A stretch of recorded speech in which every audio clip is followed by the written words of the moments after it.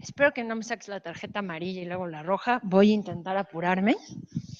Ya vieron muchos chips. Yo voy a intentar hablar de la parte bio.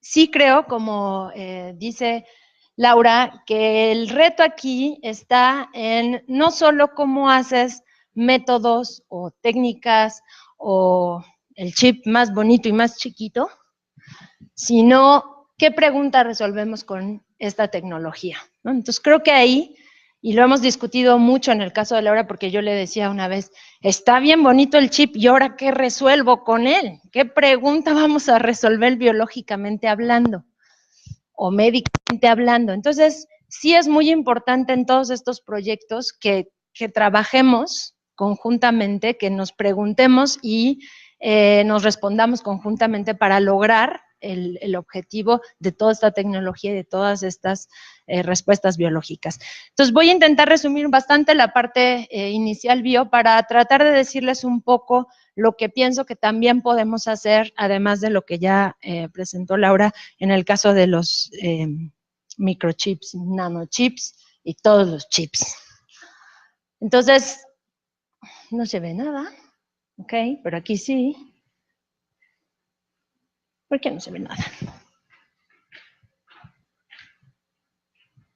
Ya. No me cuentes ese tiempo, ¿eh? ¿Ya quiso?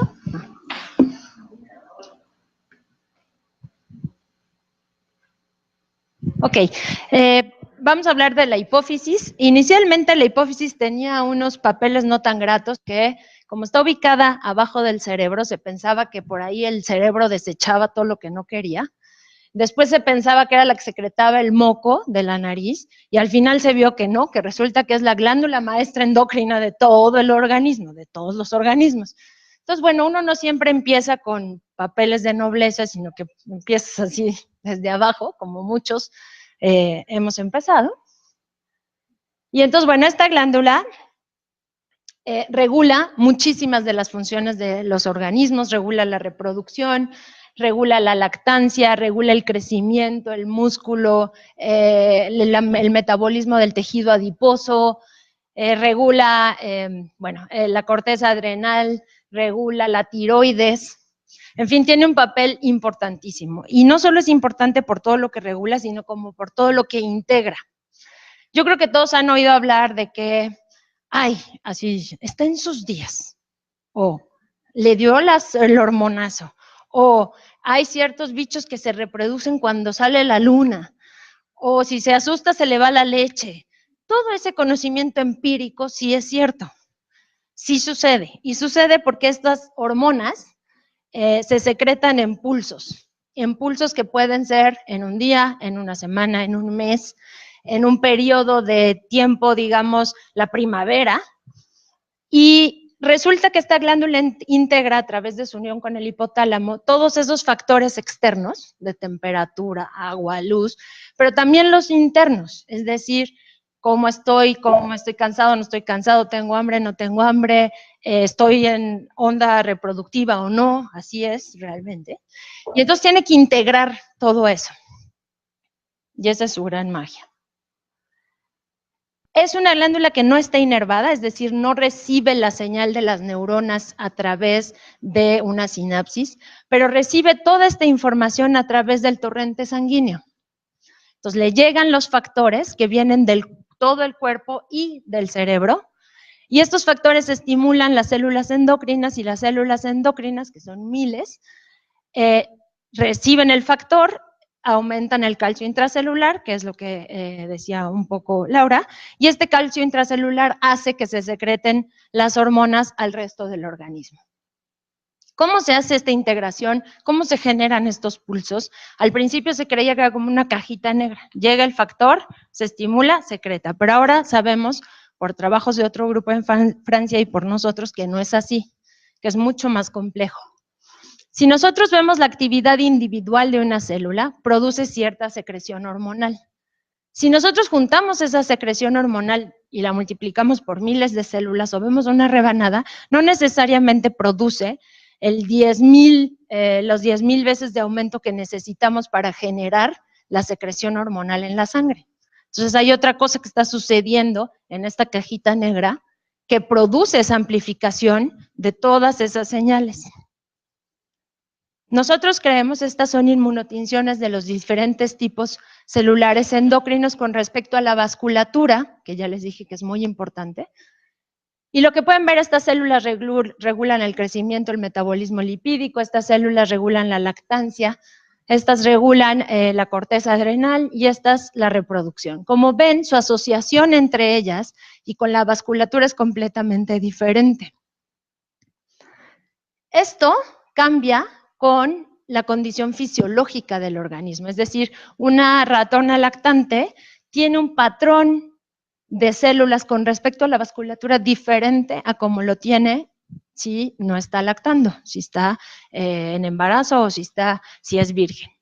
Entonces, nosotros pensamos que esta relación vasculatura-células endocrinas tiene mucha importancia porque por un lado mantiene el nivel energético, por otro lado proporciona los estímulos, colecta las hormonas y las transporta a la circulación. Y entonces creemos que esta relación no es una relación mecánica, simplemente de aporte y ya te llegó y ahora colecto y ya, sino que existe una relación dinámica. Y eso es lo que les voy a mostrar hoy. Si nosotros medimos con electrodos, microelectrodos tipo Clark, el consumo de oxígeno en un organismo, esto es un registro in vivo, en donde el ratón está anestesiado y podemos ver la hipófisis y la eminencia media, que es la conexión con el cerebro. Entonces, si medimos el consumo de oxígeno con estos microelectrodos, no sé si lo alcanzan a ver aquí, podemos ver que no importa en dónde estemos ubicados, en esta glándula, el consumo de oxígeno siempre es estable, tiene que mantenerse.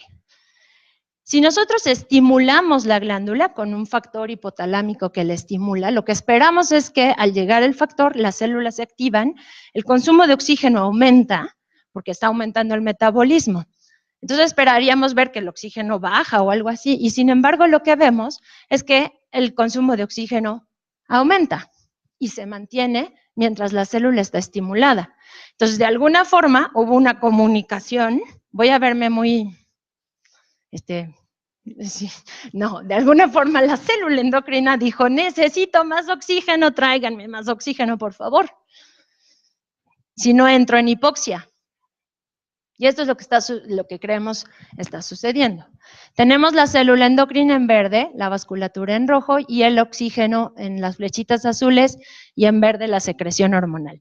En una célula sin estímulo, pues hay un constante flujo. Cuando tenemos un estímulo, ambos, el oxígeno y la secreción hormonal, se ven aumentados. Esto está aquí el electrodo. Y entonces, si nosotros en estos mismos registros in vivo medimos la velocidad del flujo sanguíneo, es decir, a qué velocidad pasan los eritrocitos por este sitio, vemos estas gráficas en donde tenemos tiempo y la velocidad de diferentes capilares en colores. Y lo que vemos es que mientras no pasa nada, no hay un estímulo, están asincrónicos, unos tienen piquitos, aumentan, otros no, están estables, pero cuando hay un estímulo, miren qué sucede. Primero aumenta el flujo sanguíneo y hay una sincronización, es decir, todos los capilares empiezan a tener este aumento en la velocidad de flujo. Y esta barra gris implica secreción hormonal, y entonces tenemos un pico de secreción hormonal. Nosotros pensamos que estas células, que son células murales, que es como las hermanitas del músculo liso, que son los pericitos, están haciendo esta interacción dinámica entre las células endocrinas y el capilar. Estas células fueron descritas hace muchísimos años, pero nadie sabía bien a bien qué hacían.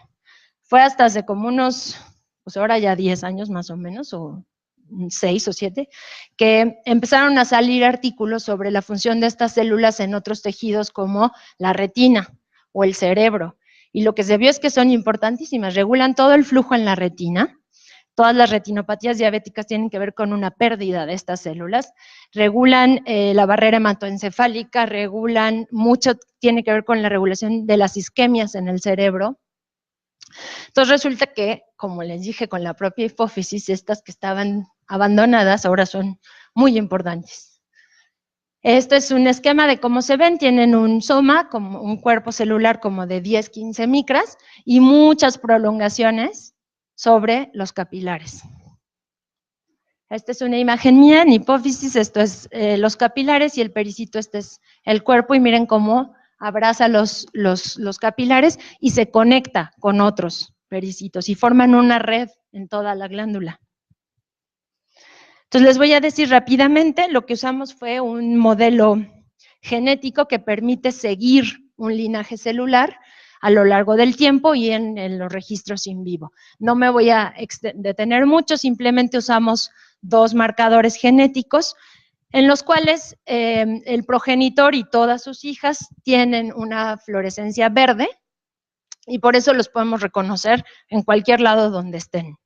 Y luego separar con las microgotas y poner en un chip y poner en el otro chip y ver qué hacen. Entonces, aquí lo tienen. Hay zonas donde hay muchas más células de estas pericitos verdes. Y en rojo se ve la vasculatura de la hipófisis. Esto es en estado embrionario. Entonces, lo primero que vimos es que estas células van cambiando según pasa el tiempo de desarrollo. Esto es día 0.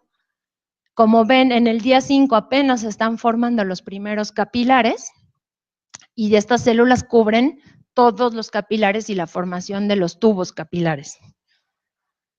Para el día 10 ya tenemos una estructura capilar bastante importante y si ven la morfología de las células cambia de un estado al otro. Cuando se da la madurez sexual vemos que hay la forma final de estas células que revisten los capilares y que tienen prolongaciones entre uno y otro capilar como patitas en varios capilares. Y esto ya a los 45 días, cuando tenemos la madurez sexual, es totalmente obvio. Esto es una microscopía electrónica en donde vemos la célula que tiene prolongaciones y patitas sobre los capilares. Ok, entonces, ¿cómo hacemos el registro funcional de esto que estamos viendo? Primero marcamos los capilares con lectina por perfusión intracardíaca y después marcamos con un sensor que es sensible a calcio. Cambia su intensidad cuando hay un aumento de calcio y eso nos reporta la actividad celular. Entonces aquí este es el diseño, tenemos al ratón y podemos registrar in vivo lo que está sucediendo. Estos son los capilares y así se ven los pericitos adosados a los capilares. Aquí ven la actividad en vivo. Esto que aumenta y disminuye, ¿lo ven? Sí lo alcanzan a ver. Es la actividad de cada una de las células sin ningún estímulo. Entonces, esto es lo que están haciendo las células en su hipófisis adentro de su ratoncito. Esto lo podemos, claramente uno marca con áreas de interés cada una de las células y obtienes estos perfiles de actividad, en donde, como pueden ver, tenemos pericitos con una actividad muy rápida y unos que tienen una actividad más lenta y otros que no tienen. Pero sí se fijan que están en un arreglo. Miren, por ejemplo, su prolongación va hasta acá y se pasa acá y luego están en un arreglo que si lo observan con cuidado se ve tridimensionalmente. Ok, entonces describimos que tenían actividad. Eso que se ve es que es la respiración del animal que está moviendo, pero bueno, ven aquí, esta actividad es mucho más rápida. Esta es la actividad de cada una de las células. Y podemos bloquearla si quitamos el calcio extracelular. ¿Eso qué quiere decir? Lo que estaba refiriendo Laura hace rato es que son células excitables. Excitables quiere decir que cambian su potencial de membrana. Y al cambiar su potencial de membrana, el calcio entra a la célula a través de los canales de calcio. Entonces, si quitamos el calcio, eso nos demuestra que es así y podemos hacer electrofisiología con patch clamp y ver qué corrientes tenemos en la membrana de estas células y bueno, esto es una corriente de calcio. Una vez que vimos que tienen esa potencialidad, pasamos a la parte de cómo controlarlos y eso tiene que ver con la optogenética. Entonces, la optogenética hace mano de 2 estructuras proteicas que permiten cambiar la polaridad de la membrana al ser iluminadas con una longitud de onda determinada. Eso lo tienen las algas y aprovechamos eso y lo ponemos en genes y las células expresan el gen y expresan estas proteínas. Una es la alorhodopsina, que al ser estimulada con luz azul, es una bomba sodio-potasio y por lo tanto depolariza la membrana. La otra es una bomba de cloro que mete cloro y entonces como está metiendo cargas, hiperpolariza la membrana. Hacemos eso en el ratón in vivo, en las células que son los pericitos marcados que se ven aquí en verde, y entonces podemos controlar el potencial de membrana de esas células. Estas células, lo que no les dije es que cuando cambian el calcio son contráctiles, entonces se contraen, cierran los capilares o se relajan, abren el capilar y aumenta el flujo sanguíneo. Entonces lo primero que hicimos fue medir el flujo sanguíneo en condiciones no estimuladas. Esto todo es in vivo y lo que están viendo pasar aquí son eritrocitos en el ratoncito y podemos, como les dije, medir la velocidad de estos eritrocitos. Ok, entonces, si controlamos al pericito, podemos cerrar el capilar, disminuir el flujo sanguíneo, relajar el pericito, abrir el capilar, aumentar el flujo sanguíneo, y todo eso con pulsos de luz, ¿no? Que es esto que estamos viendo aquí. Entonces podemos cambiar la frecuencia, que son estas líneas verdes, en las cuales estimulamos, en este caso es una channel rhodopsina, estamos aumentando el calcio, el pericito se contrae, el capilar se cierra. Y lo que vemos es que obviamente al cerrarse el capilar hay un decremento en la velocidad del flujo sanguíneo y obvio un decremento en el oxígeno que está aportándose al tejido. ¿Sí ven que va aumentando? Conforme aumento la frecuencia, en rojo está la velocidad, en azul el oxígeno. Entonces, es la primera demostración in vivo de que estas células, al cambiar su potencial de membrana, regulan el flujo sanguíneo y el intercambio de oxígeno, que explica un poco esto que les decía yo aquí. Esa es la idea, tratar de explicar esto.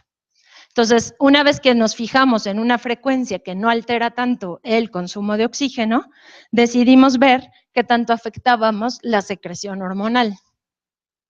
Aquí tienen lo que una célula, al ser la hipófisis, al ser estimulada a través de la yugular, de poner un factor en la yugular, vemos esta secreción hormonal que está en negro. Si nosotros estimulamos con la luz, que ya les dije azul, los pericitos se contraen, se reduce el flujo sanguíneo y medimos con este mismo sistema cuánto se secreta, pues la secreción es bajísima. Es decir, que sí hay alguien que está relacionando la secreción hormonal, el flujo sanguíneo, el consumo de oxígeno y la secreción de las células. Esto es cómo se ve, si se fijan con cuidado aquí, se va a abrir el capilar, porque los pericitos que están en verde se relajan. ¿Sí lo alcanzan a ver?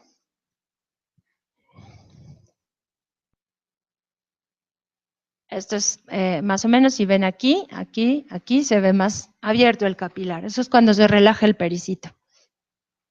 Entonces, si les ponemos un estímulo fisiológico, lo que vemos es que muchos inhiben su actividad, o sea, estarían relajándose, y otros poquitos aumentan su actividad. Hasta ahí voy a dejar esta parte, tenemos más cosas, pero lo que quiero es mostrarles lo que ahora para nosotros sigue. Como vieron el ratoncito, sí, porque estoy ya en amarilla, ¿a dónde está el de el tarjetero? Así no me pela. Bueno, está bien. Vieron el ratoncito está dormido anestesiado, pero el siguiente paso para nosotros es que no esté así. Es decir, que registremos in vivo en libre movimiento durante una semana, un mes, lo que sea necesario para entender un proceso biológico. Y esto es lo que estamos haciendo ahora. Bueno, lo están haciendo ya en Francia, en una colaboración que tenemos. Aquí, si se fijan, metemos una fibra óptica. Bueno, no, sí es una fibra óptica y vamos a estimular igual a la channel rhodopsina, ese experimento que hicimos con el animal anestesiado, pero en este caso el ratoncito está libre. Entonces, hacemos el estímulo, vemos secreción, que son los cuadritos azules, y hacemos lo mismo, estimulamos al animalito con un láser para estimular a los pericitos y lo que vemos es que sucede de igual forma un decaimiento en la secreción hormonal. Es decir, que en vivo, sin anestesia y con el animal en libre movimiento, hay este mismo proceso. Ahora lo que queremos hacer es pasar a lo siguiente, que es usar los green lens. Los green lens son, voy a utilizar esta presentación que es muy buena, de eBiology Microscopy. Es un lente muy, muy, muy chiquito, tanto como los nanochips. Es para hacerles competencia aquí al público. Aquí está el lente, está en una fibra óptica, y entonces uno puede tomar imágenes de tiempo por un año porque el animal está tranquilito, normal en su jaula. Puedes usar multifotón, bueno, 2 fotones, tienes una velocidad muy alta, tienes una cantidad de ventajas. Y entonces aquí lo que se empezó a hacer es esto. Esto es la circulación en el cerebro, lo que ocurre normalmente. Y lo que van a ver es que así como les mostré antes, podemos registrar el flujo sanguíneo en el cerebro con el animal en libre movimiento. Y podemos, creo que sale ahorita. ¿No sale? Ah, ahí va. No. Bueno, podemos tener la actividad. Ah, es la que sigue. Ok. ¿Ven aquí? Aquí está el ratoncito. Y podemos medir este flujo sanguíneo mientras el ratón está en actividad o cuando el ratón está quieto. Y podemos ver cómo se modifica esta relación. Y esto, se ve aquí, esta es la actividad del ratón y esta es la actividad del flujo sanguíneo. Y si ven, hay una relación en la cual se mantiene. Y se mantiene también el oxígeno que está aportándose. Lo otro que queremos hacer es esto. Esto es un registro de, como les mostré, de calcio intracelular, pero con el animalito moviéndose. Entonces, Matthew, ¿dónde está Matthew? No, ya se fue. Yo que quería que viera lo que ya tiene que hacer. Esto. Porque si se fijan, tenemos la actividad celular, pero en libre movimiento. Y entonces puedes registrar una semana, un mes, lo que sea. Y podemos mapear igual cada célula que tuvo actividad y qué estuvo haciendo.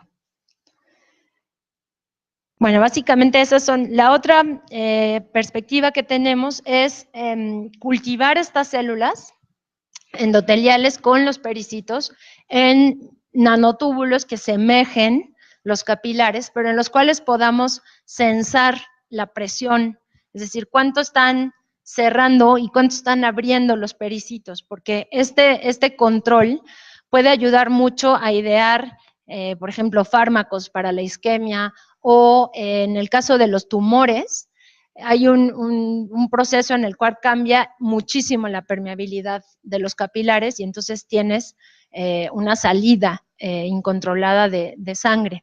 Entonces, eso es parte de lo que también estamos planeando hacer próximamente. Y bueno, estamos en el laboratorio y nuestros colaboradores en Francia, en Londres y en Hamburgo.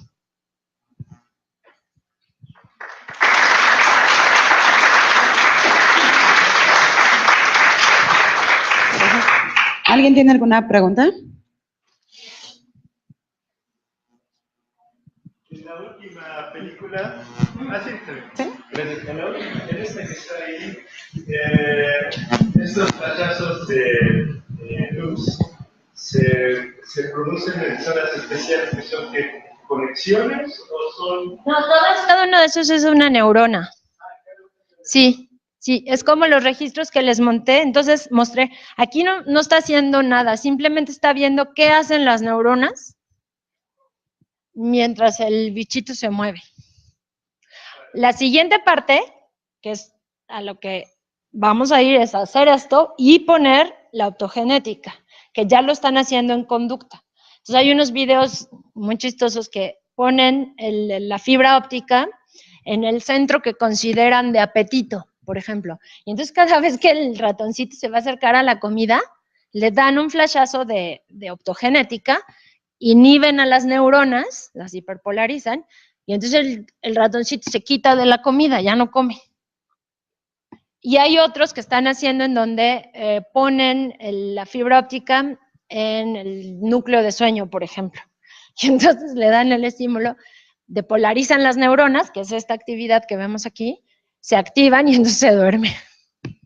Entonces, así es como están empezando a trabajar muchas cosas de conducta.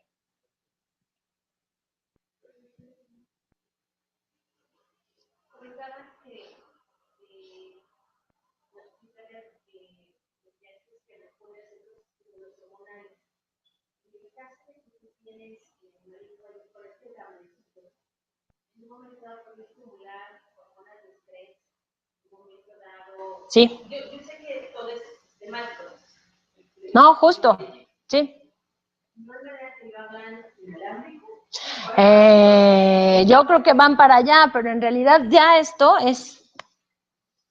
Porque ahí, en este caso, de hecho, no es solo el green lens, el microscopito todo chiquitito está ahí pegado y ya lo único que ven es un cable USB. Pero sí, pues sí, ya es un cable USB. Ajá.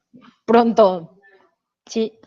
Pero de hecho, todo el detector de fluorescencia y todo está pegado en el cráneo. Pero es la idea.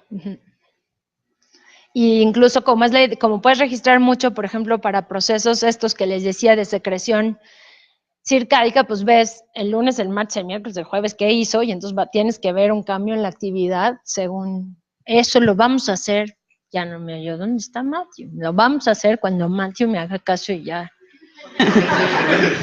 Ahora, si somos varios, ya nos hará caso más rápido.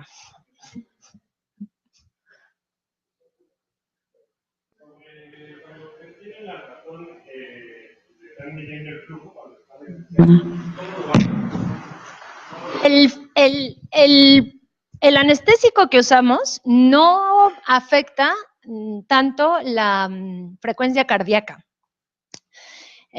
No es como el pentobarbital, por ejemplo.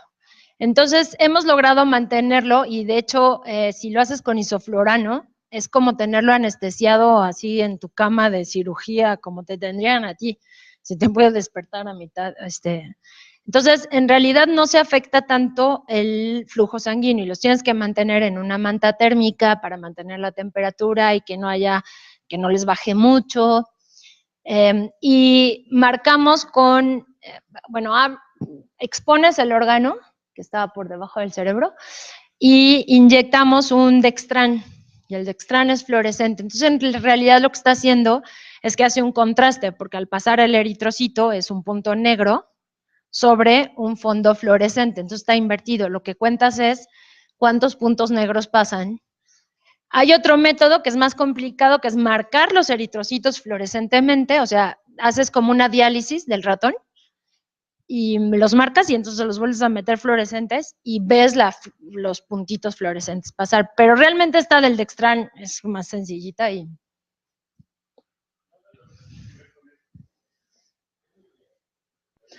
Es nanomicroscopy.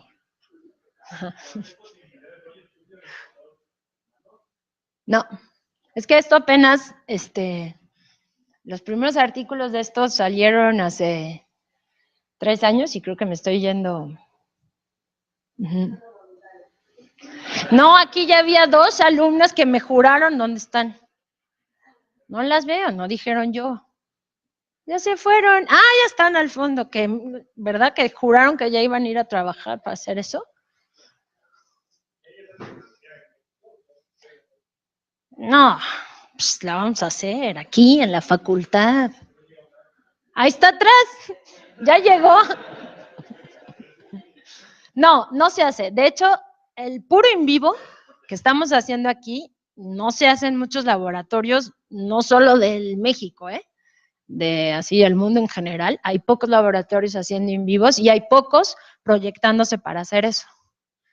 Nosotros en el laboratorio lo vamos a montar porque aparte tenemos la colaboración con Francia y Francia ya lo está montando, entonces lo vamos a hacer a la par.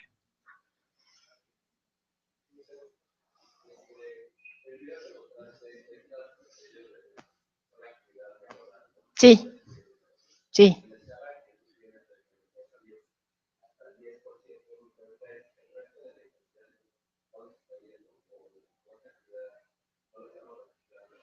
No, o sea, esa escala es una escala, vamos, en donde el negro lo pones como 2. Podrías ponerlo en una escala de una imagen de 8 bits, tendría 0 o 250, ¿no? Es tu escala de fluorescencia, digamos, de luz.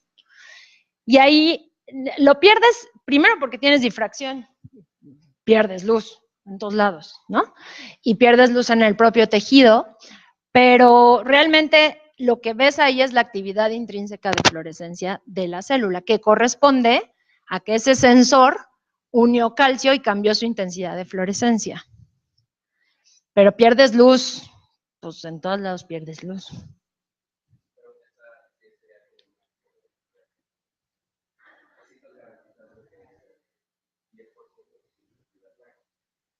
Sí, bueno, la que puedes ver, sí, sí. Ahora, depende de los sistemas. Por ejemplo, nosotros comparamos unos registros de corteza, de cerebro, con otros registros que estaban haciendo en fisiología y evidentemente los nuestros, por las condiciones que estamos usando, se ve mejor. Ahora, esto es un método experimental que funciona así, ¿no? Depende si las células incorporaron bien el sensor, depende de tu sistema de adquisición, de la resolución que tienes, de qué tamaño es tu chip, ¿no? De tu cámara CCD o de tu fotomultiplicador.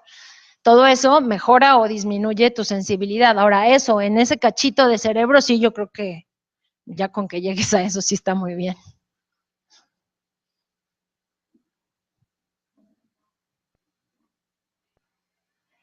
I have a small, micro question. No, so just about the, I know for...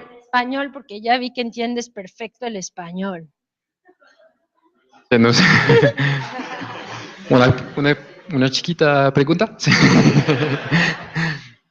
No, just about the signal you're using to stimulate the cell. I know from neurons, we did some optogenetics on neurons and to stimulate them and to and what's the frequency you are using and how do you tune the intensity so that you can get it related to the question you asked before? How can you keep the cells into a physiological behavior? If you stimulate them too much or not enough, I don't know. Yeah.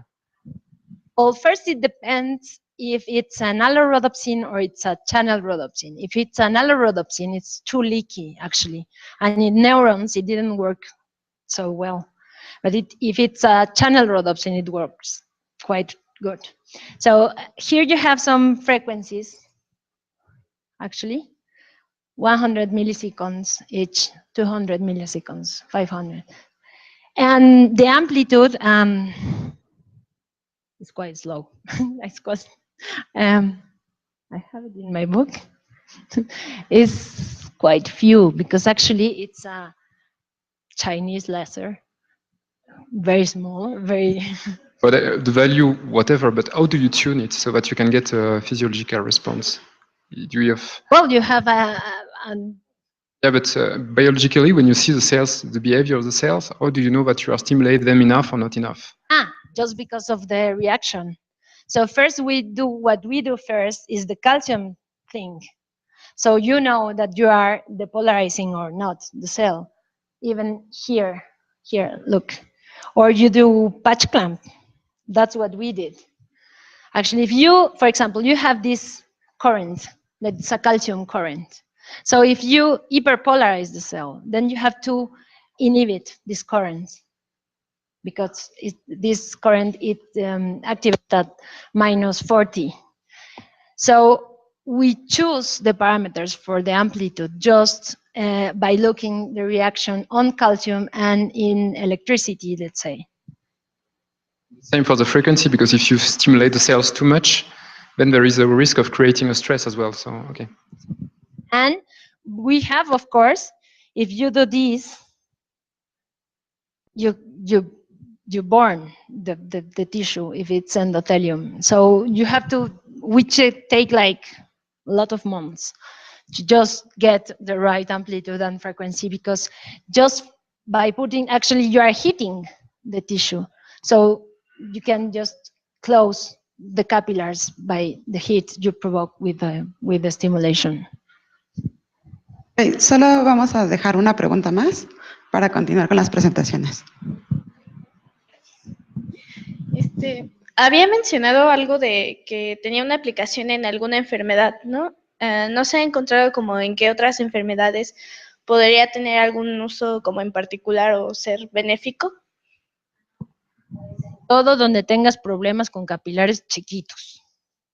O sea, por ejemplo, los riñones, el hígado, los pulmones, el cerebro, la retina, todos los capilares de esos tejidos son de entre 15 y 10 micras o más chicos.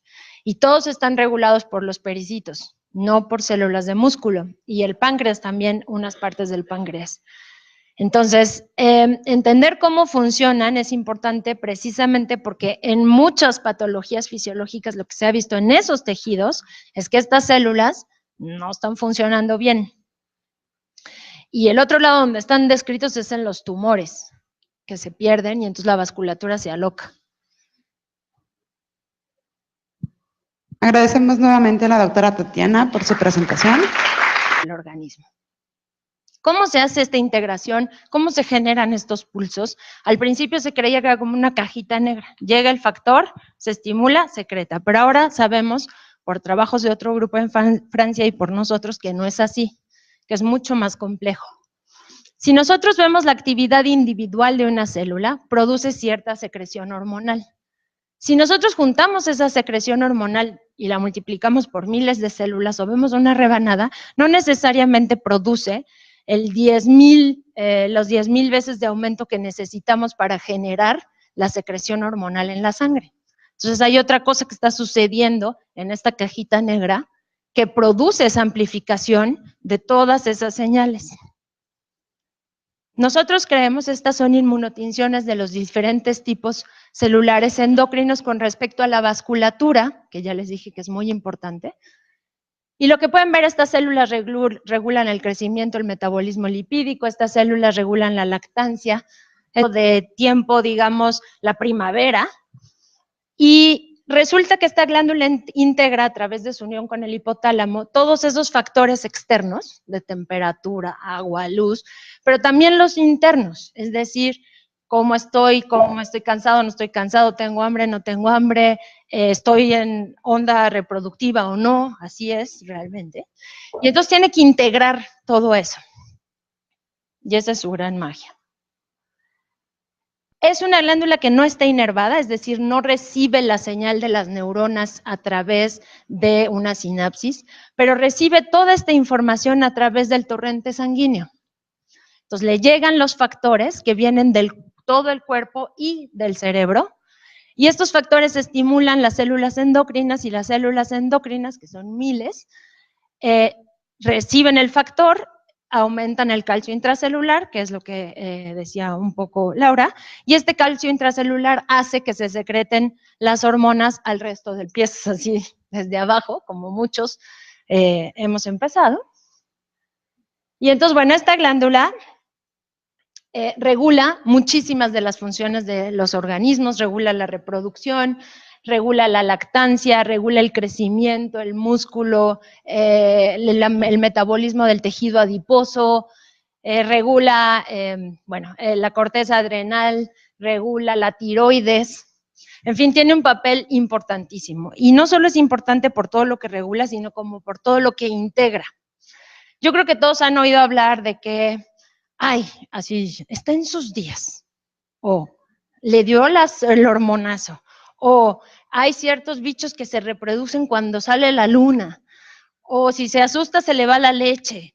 Todo ese conocimiento empírico sí es cierto, sí sucede, y sucede porque estas hormonas se secretan en pulsos que pueden ser en un día, en una semana, en un mes, en un periodo, para tratar de decirles un poco lo que pienso que también podemos hacer, además de lo que ya presentó Laura en el caso de los microchips, nanochips y todos los chips.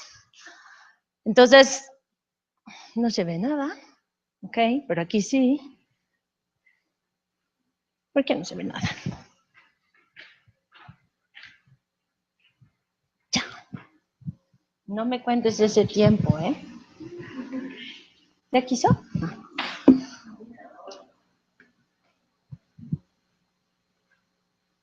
Ok, vamos a hablar de la hipófisis. Inicialmente la hipófisis tenía unos papeles no tan gratos que, como está ubicada abajo del cerebro, se pensaba que por ahí el cerebro desechaba todo lo que no quería. Después se pensaba que era la que secretaba el moco de la nariz y al final se vio que no, que resulta que es la glándula maestra endocrina de todo el organismo, de todos los organismos. Entonces, bueno, uno no siempre empieza con papeles de nobleza, sino que... Espero que no me saques la tarjeta amarilla y luego la roja. Voy a intentar apurarme. Ya vieron muchos chips, yo voy a intentar hablar de la parte bio. Sí creo, como dice Laura, que el reto aquí está en no solo cómo haces métodos o técnicas o el chip más bonito y más chiquito, sino qué pregunta resolvemos con esta tecnología, ¿no? Entonces creo que ahí, y lo hemos discutido mucho en el caso de Laura, porque yo le decía una vez, está bien bonito el chip, ¿y ahora qué resuelvo con él? ¿Qué pregunta vamos a resolver biológicamente hablando o médicamente hablando? Entonces, sí es muy importante en todos estos proyectos que trabajemos conjuntamente, que nos preguntemos y nos respondamos conjuntamente para lograr el objetivo de toda esta tecnología y de todas estas respuestas biológicas. Entonces, voy a intentar resumir bastante la parte inicial bio.